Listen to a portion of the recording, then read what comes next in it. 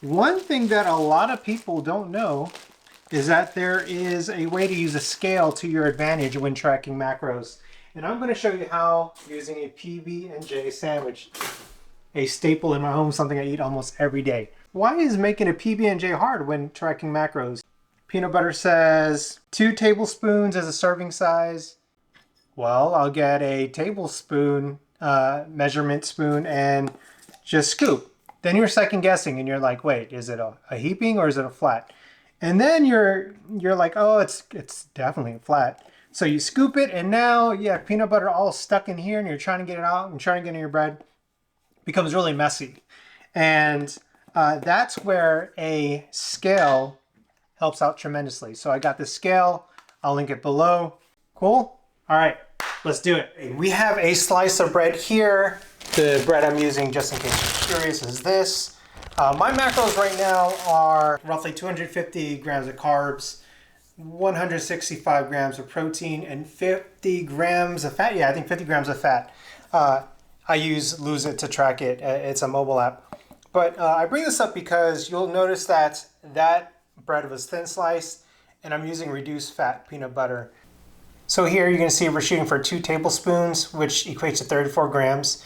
And so what you're going to do is you're going to use a scale to get to that 34 grams. The way we're going to do that is we're going to turn on the scale, and you could change the units. Right now it's actually on G for grams, and you're going to put this on.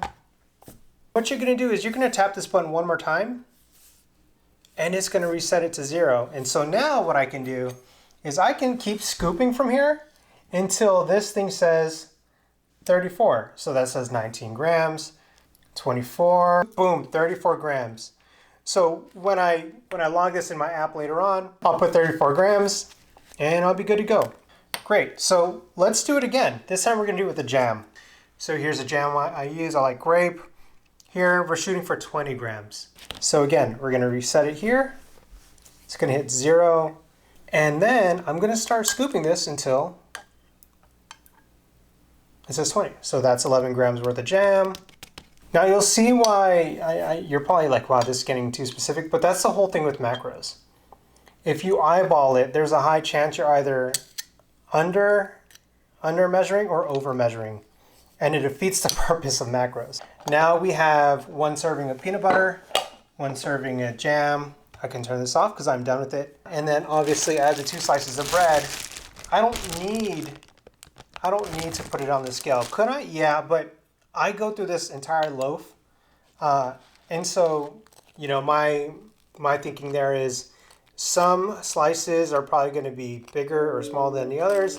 But in the end, once I eat the entire loaf, it's kind of like it averages out. It's a wash. So there you go. Boom. A Romy macro friendly PB&J.